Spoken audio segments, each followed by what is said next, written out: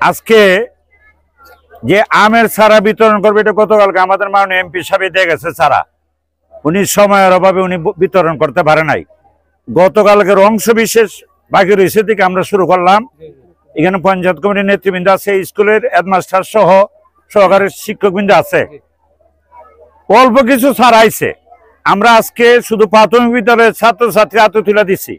আমি মাননীয় এমপি সাহেবরে বলছি যে আপনি সুরমা চা বাগানের 20 নম্বরের সকল ওয়ার্কাররা দিচ্ছেন, তেলিয়াপাড়া বাগানেরও আমাদের 750 ওয়ার্কার আছে, আপনি 750 ওয়ার্কার দিবেন। উনি বলছে পর্যায়ক্রমে আপনারা পাইবেন। এই ছাড়া হইল ভালোবাসার নিদর্শন। মাননীয় এমপি ব্যারিস্টার সাইদুল হক সুমন, উনি মাননীয় প্রধানমন্ত্রী জননেত্রী শেখ হাসিনা অত্যন্ত স্নেহভাজন, আস্থাভাজন, প্রিয় মানুষ। মাননীয় নেত্রী তাকে ভালোবাসে এবং উনি বিভিন্ন ধরনের আকাম কুকামের বিরুদ্ধে কথা বলেন বিদায় বহুত রাগবল তার বিরুদ্ধে লেগে গেছে গা। আজকে তারে প্রাণনাশের হুমকি দেয়, তার মেরে লাগানোর হুমকি দেয়। এই জন্য আমরা মাধবপুর চুনারঘাটের জনগণরা সারা বাংলাদেশেই মানববন্ধন করেছে, আপনারা সবাই জানেন। এখনো আমরা আছি আতঙ্কের মধ্যে যে এই সন্ত্রাসীরা কখন কি করে বয়। আমরা গতকালকে ওনার কাছে দাবি করছি যে গত সংসদ নির্বাচনে কে কারে ভোট দিল, কে কারে দিল না বড় কথা, আমরা সবাই মিলে চলতাম।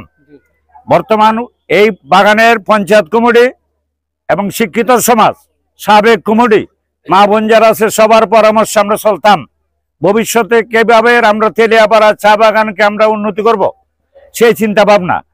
গতকালকে আমি আমার বক্তৃতা আমি তো বলে গেছি যে মাননীয় মন্ত্রীর কাছে আমরা একটা দাবি আছে, একটা দাবি, 50টা না, একটা দাবিটা কি, এই তেলিয়াপাড়া ঐতিহাসিক তেলিয়াপাড়া চা বাগান যেখান থেকে শুরু হয়েছিল 71-এর রণাঙ্গনের ইতিহাস, মুক্তিযুদ্ধ সবাই জানে বাংলাদেশের। এই তেলিয়াপাড়া চা বাগান থেকে তেলিয়াপাড়া রেলগেট পর্যন্ত তেলিয়াপাড়া বাগানের যে অরিজিনাল রাস্তা, আসল রাস্তা, এই রাস্তা আজকে চলাচল করতে পারে না, একটা বাচ্চা যাইতে পারে না। একটা এই যে স্কুলে ফুলাবান যায় বড় কষ্ট হয়।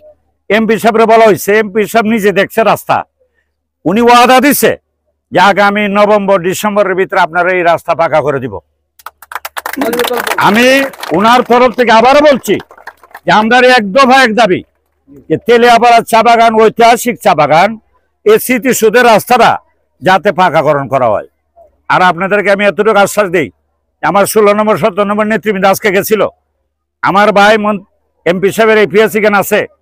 16 নম্বর 17 নম্বর অনেক জনগোষ্ঠী তেলিয়াপাড়া চা বাগানে বসবাস করে, কিন্তু একটা শিব মন্দির আছে, এটা আজকে দীর্ঘদিন যাবৎ পড়ে রয়েছে পরিত্যক্ত অবস্থায়। আজকে তার কাছে মাননীয় এমপি মহোদয়ের নিকট একটা দরখাস্ত হস্তান্তর করবে।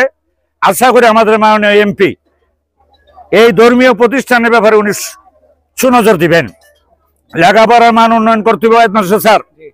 তেলিয়াপাড়া চা বাগানে অনেক ছাত্রছাত্রী আছে, আমার মনে হয় মাধবপুর না, বৃহত্তর সিলেটে যে তেলিয়াপাড়া চা বাগানে যত শিক্ষিত ছেলে আছে এতগুলো শিক্ষিত ছেলে কোথাও নাই।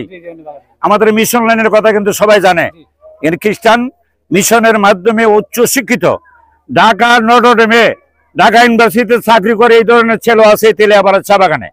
আমি আশা করব আমাদের এই স্কুল থেকে ওদের ভবিষ্যতে